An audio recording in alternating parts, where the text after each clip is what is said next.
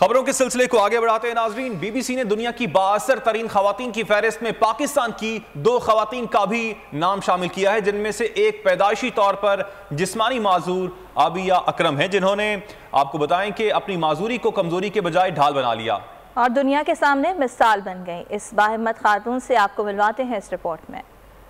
दुनिया की बाअसर तरीन खवातीन, बीबीसी ने लिस्ट तरतीब दे दी। बरतानवी नशरियाती इदारे ने अपनी बाअसर 100 खवातीन की फहरिस्त में नोबेल इनाम याफ्ता मलाला यूसुफजई और डिसेबिलिटी लीडर आबिया अकरम को शामिल किया।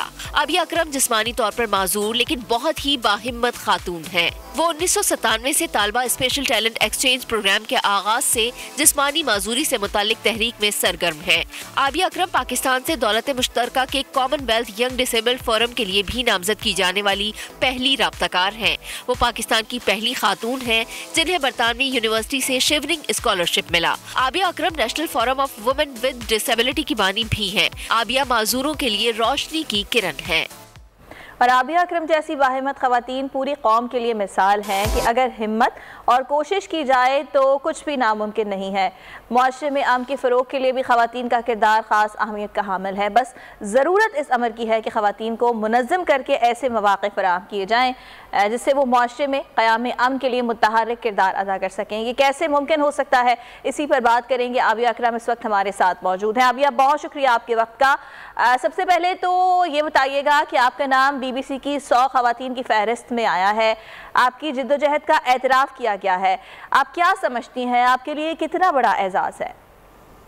ये बहुत शुक्रिया आपका सबसे पहले इंटरव्यू करने के लिए। और मेरे लिए ये बहुत ज़्यादा ऑनर की बात है कि आज पूरी दुनिया में एक्नॉलेज किया जा रहा है और पाकिस्तान को रिप्रेजेंट करना उन तमाम खवातीन में एक बहुत बड़ा ऑनर और इसके साथ साथ रिस्पॉन्सिबिलिटी है कि कितनी भी खवातीन पाकिस्तान में काम कर रही हैं, जिन्होंने मुझे साथ दिया, हमारी स्टेट गवर्नमेंट ने जितना साथ दिया और उसके अलावा जो हमारे पेरेंट्स है स्पेशली, उन सब की एफर्ट, मेरे भाई और उन सब लोगों की वजह से आज मैं इस मकाम पे हूँ। और मुझे ये लगता है कि ये एक बहुत बड़ी रिस्पॉन्सिबिलिटी है कि आपको बाकी लोगों के लिए काम करना है और उन्हीं की वजह से आज यहाँ पे मुझे उसमें एक्नॉलेज किया जा रहा है और उनके एफर्ट्स रिकॉग्नाइज किया जा रहा है। अच्छा आबिया, आप माशरती रवैयों की बात करती हैं, लेकिन ये इम्तियाज़ सिर्फ स्पेशली एबल्ड अफराद के साथ नहीं है, बल्कि पुरतशद्दुद इंतहा पसंदी भी एक बड़ा मसला है। इस हवाले से ख़वातीन का किरदार आप कितना अहम देखती हैं? क्योंकि हमारे माशरे में अभी तक बहुत ज़्यादा डिस्क्रिमिनेशन बीइंग अ वुमेन तो आपको फेस करनी पड़ती है, और इसी तरह जब वुमेन विद डिसेबिलिटीज़ है तो उनको डबल और समटाइम ट्रिपल डिस्क्रिमिनेशन, क्योंकि जब आप बाहर निकलते हैं घर से तो बहुत ज़्यादा इंफ्रास्ट्रक्चरल बैरियर्स, कम्युनिकेशन के बैरियर्स आपको फेस करने पड़ते हैं। फिर हमारी पॉलिसीज़ एंड लेजिस्लेशन इस टाइप की नहीं है कि हम हर चीज़ को इक्वालिटी और इंटरसेक्शनैलिटी की बेस पे इंक्लूड कर सकें या वो अपॉर्चुनिटीज़ दे सकें। तो यहाँ पे ओवरऑल जो वुमेन का रोल है वो बहुत ज़्यादा इम्पॉर्टेंट है कि वो अपनी आप को अपनी चीज़ों को एक्नॉलेज करवाएं और उसके साथ साथ अपनी आवाज़ को इक्वली प्रेजेंट करें। मतलब उसमें हम ये भी कर सकते हैं कि जैसे पार्लियामेंट के अंदर रिजर्व सीट होनी चाहिए वुमेन विद डिसेबिलिटीज़ की, इसी तरह डेवलपमेंट सेक्टर में, कॉर्पोरेट सेक्टर में, जहाँ जहाँ भी हैं उनको इक्वल अपॉर्चुनिटीज़ मिलनी चाहिए। लेकिन इक्वल अपॉर्चुनिटीज़ के साथ साथ उनकी जो रिक्वायरमेंट्स हैं उनको पूरा करना भी बहुत ज़्यादा इम्पॉर्टेंट है। और मेरे ख्याल में जैसे अगर हम देखते हैं कि 10 to 15% जो है वो बहुत बड़ी तादाद है पर्सन्स विद डिसेबिलिटी की, और उसमें से 50% women and girls with disabilities है।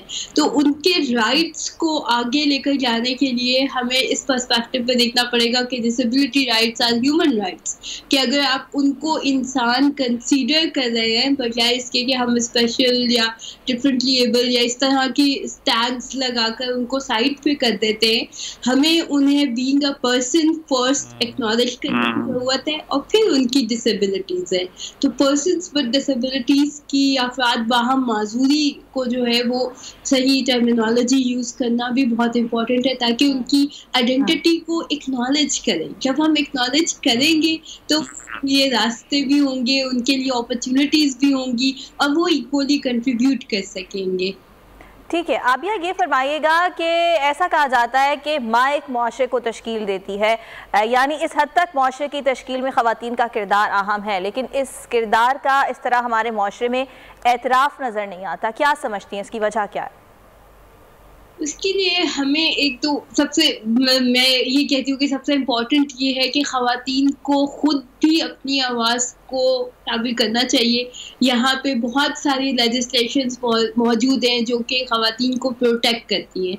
उसकी इंफॉर्मेशन उन तक पहुँचाना, उनको इस बात के बारे में अवेयर करवाना बहुत ज़रूरी है कि वो यहाँ पे सब्सक्राइब करें और बेल दबाएं ताकि कोई खबर रह न जाए।